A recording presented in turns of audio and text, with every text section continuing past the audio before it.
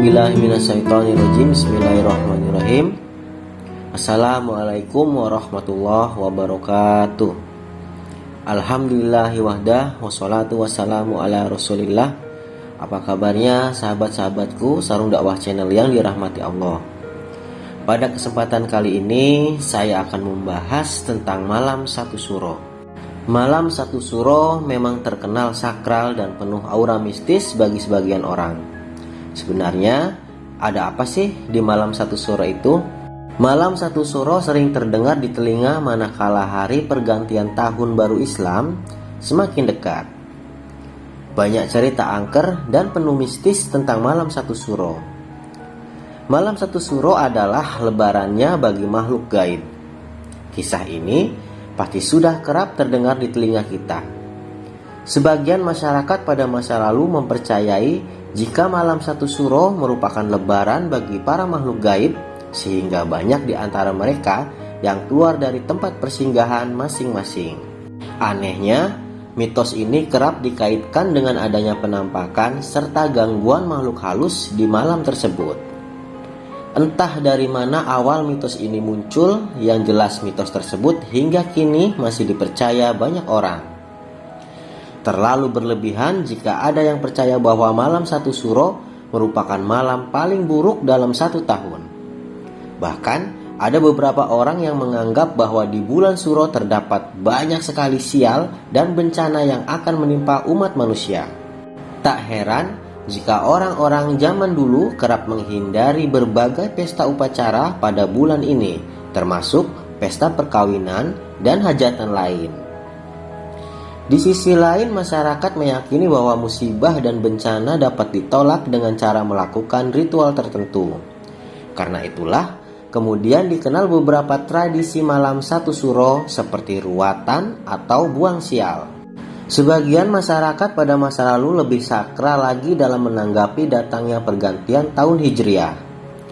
Banyak di antaranya mereka yang meyakini bahwa di malam satu suro arwah leluhur yang telah meninggal dunia akan kembali dan mendatangi keluarganya di rumah. Bukan hanya itu saja, bahkan beberapa orang menambahkan peristiwa lebih seram lagi di mana mereka meyakini jika pada malam satu suro arwah dari orang-orang yang menjadi tumbal pesugihan akan dilepaskan dan diberi kebebasan pada malam tersebut sebagai hadiah pengabdiannya selama setahun penuh. Inilah mitos-mitos yang ada dalam malam satu suro yang masih banyak diyakini sebagian masyarakat. Kita sebagai umat Islam yang memegang teguh ajaran Rasulullah SAW hendaknya tidak memakan mentah-mentah cerita tentang angkernya malam satu suro. Namun, dalam hal ini kita harus kembalikan masalah ini kepada Al-Quran dan hadis dan tuntunan para ulama dalam menanggapi fenomena malam satu suro ini. Dalam agama Islam, bulan Muharram atau yang dikenal dengan malam satu suro merupakan salah satu di antara 4 bulan yang dinamakan bulan haram. Lihatlah firman Allah Ta'ala, sesungguhnya bilangan bulan pada sisi Allah adalah 12 bulan dalam ketetapan Allah di waktu Dia menciptakan langit dan bumi, di antaranya 4 bulan haram. Itulah ketetapan agama yang lurus. Maka janganlah kamu menganiaya diri kamu dalam bulan yang 4 itu. Quran Surah At-Taubah ayat 36. Lalu apa saja 4 bulan suci tersebut? Dari Abu Bakrah, Nabi SAW bersabda, setahun berputar sebagaimana keadaan sejak Allah menciptakan langit dan bumi. 1 tahun itu ada 12 bulan. Di antaranya ada 4 bulan haram. 3 bulannya berturut-turut yaitu Dzulqa'dah, Dzulhijjah, dan Muharram. 1 bulan lagi adalah Rajab Mudhor yang terletak antara Jumadil Akhir dan Sya'ban. Hadis riwayat Bukhari. Lalu kenapa bulan-bulan tersebut disebut bulan haram? Al-Qadhi Abu Yahya Al-Rahimahullah mengatakan dinamakan bulan haram karena 2 makna. Pertama, pada bulan tersebut diharamkan berbagai pembunuhan. Orang-orang jahiliyah pun meyakini demikian. Kedua, pada bulan tersebut larangan untuk melakukan perbuatan haram lebih ditekankan daripada bulan yang lainnya karena mulianya bulan tersebut. Demikian pula pada saat itu sangatlah baik untuk melakukan amalan ketaatan. Oleh sebab itu, adalah hal yang aneh jika mengkaitkan bulan haram dengan bulan yang sial. Hanya orang yang tak beragama Islam yang menganggap bulan Suro penuh sial, karena dalam Islam sendiri, Muharram termasuk salah satu bulan yang dimuliakan. Bulan Muharram adalah Syahrullah atau bulan Allah. Suri tauladan dan panutan kita Rasulullah SAW pun bersabda, puasa yang paling utama setelah puasa Ramadan adalah puasa nada Syahrullah atau bulan Allah, yaitu Muharram. Sementara sholat yang paling utama setelah sholat wajib adalah sholat malam. Hadis riwayat Muslim. Bulan Muharram adalah bulan pertama dalam setahun. Bulan ini disandarkan pada Allah sehingga disebut Syahrullah atau bulan Allah, untuk menunjukkan begitu istimewanya bulan ini. Dan Nabi Shallallahu Alaihi Wasallam sendiri tidak pernah menyandarkan bulan lain pada Allah Ta'ala kecuali bulan Allah, yaitu Muharram. Jelaslah bahwa bulan Muharram adalah bulan yang sangat utama dan dimuliakan dalam ajaran Islam. Namun tidak demikian dengan anggapan kebanyakan orang yang mempercayai mitos-mitos pada bulan tersebut. Mereka menganggap bulan Suro adalah bulan penuh musibah, syarat bencana, penuh sial, bulan keramat dan sangat sakral. Itulah berbagai tanggapan terkait bulan Suro atau bulan Muharram.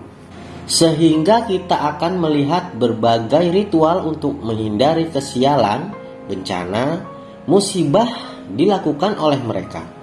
Di antaranya adalah acara ruwatan yang berarti pembersihan. Mereka yang diruat diyakini akan terbebas dari sukerta atau kekotoran. Ada beberapa kriteria bagi mereka yang harus diruat, antara lain ontang-anting atau putra atau putri tunggal, kedono kendini atau sepasang putra dan putri, sendang kapit pancuran atau satu putra diapit dua putri. Mereka yang lahir seperti ini menjadi mangsa empuk Batara Kala, simbol kejahatan. Karena menganggap bulan Suro adalah bulan sial, sebagian orang tidak mau melakukan hajatan nikah dan sebagainya. Jika melakukan hajatan pada bulan ini, maka akan mendapatkan berbagai musibah. Acara pernikahannya tidak lancar, bisa menimbulkan keretakan rumah tangga. Anaknya akan terlahir cacat dan banyak mitos lain sebagainya. Itulah berbagai anggapan mistis masyarakat awam terkait bulan Suro dan kesialan di dalamnya. Ketahuilah saudaraku, bahwa sikap-sikap di atas adalah tindakan keluar dari dua hal, yaitu mencela waktu dan beranggapan sial dengan waktu tertentu. Karena ingatlah bahwa mengatakan satu waktu atau bulan tertentu adalah bulan penuh musibah dan penuh kesialan, itu sama saja dengan mencela waktu. Dalam ajaran Islam sendiri, mencela waktu termasuk bulan hukumnya adalah haram. Ini merupakan kebiasaan orang-orang kafir jahiliyah. Mereka menganggap bahwa yang membinasakan dan mencelakakan mereka adalah waktu. Dan Allah pun mencela perbuatan seperti ini, sebagaimana pernah dijelaskan dalam firman-Nya, dan mereka berkata, kehidupan ini tidak lain hanyalah kehidupan di dunia saja. Kita mati dan kita hidup, dan tidak ada yang akan membinasakan kita selain waktu. Dan mereka sekali-kali tidak mempunyai pengetahuan tentang itu. Mereka tidak lain hanyalah menduga-duga saja. Quran Surah Al-Jathiyah ayat 24. Jadi, mencela waktu adalah sesuatu yang tidak disenangi oleh Allah Ta'ala. Itulah kebiasaan orang musyrik, dan hal ini berarti kebiasaan yang harus dihindari setiap mukmin. Begitu juga dalam berbagai hadis nabawi disebutkan tentang larangan mencela waktu. Dalam Sahih Muslim dibawakan bab khusus dengan judul larangan mencela waktu. Di antaranya terdapat hadis dari Abu Hurairah, Rasulullah Shallallahu Alaihi Wasallam bersabda, Allah Azza wa Jalla berfirman, aku disakiti oleh anak Adam. Dia mencela waktu, padahal aku adalah pengatur waktu. Akulah yang membolak-balikan malam dan siang. Hadis riwayat Muslim. Dalam lafaz yang lain, beliau Rasulullah Shallallahu Alaihi Wasallam bersabda, Allah Azza wa Jalla berfirman, aku disakiti oleh anak Adam. Dia mengatakan ya Qoi Bahdar, ungkapan mencela waktu. Janganlah seseorang di antara kalian mengatakan, ya Qaibahdar, atau dalam rangka mencela waktu. Karena aku adalah pengatur waktu. Akulah yang membalikan malam dan siang. Jika suka, aku akan menggenggam keduanya. Hadis riwayat Muslim. Imam An-Nawawi rahimahullah mengatakan bahwa orang Arab dahulu biasanya mencela waktu ketika tertimpa berbagai macam musibah seperti kematian, kepikunan, atau hilangnya harta, dan lain sebagainya. Sehingga mereka mengucapkan, ya Qaibahdar, atau ungkapan mencela waktu.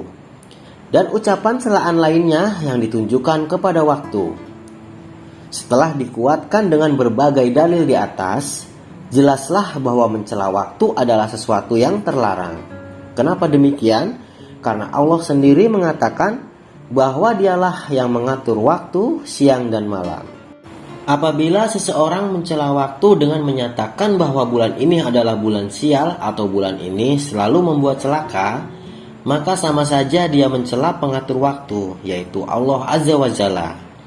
Perlu diketahui bahwa mencela waktu bisa membuat kita terjerumus dalam dosa, bahkan bisa membuat kita terjerumus dalam syirik akbar atau syirik yang mengeluarkan pelakunya dari Islam. Nauzubillahi min dzalik. Demikian saja cerita yang dapat saya sampaikan tentang mitos-mitos di malam 1 Syuro. Jika kalian suka dengan cerita ini, dukung channel ini dengan cara subscribe, like, dan komen agar channel ini tetap bersemangat untuk menceritakan kisah-kisah Islami dan sejarah Islam lainnya. Untuk kurang lebihnya saya mohon maaf yang sebesar-besarnya. Kita kembalikan kepada Allah karena Allah yang lebih mengetahui segalanya. Wallahu a'lam bishawab. Wassalamualaikum warahmatullahi wabarakatuh.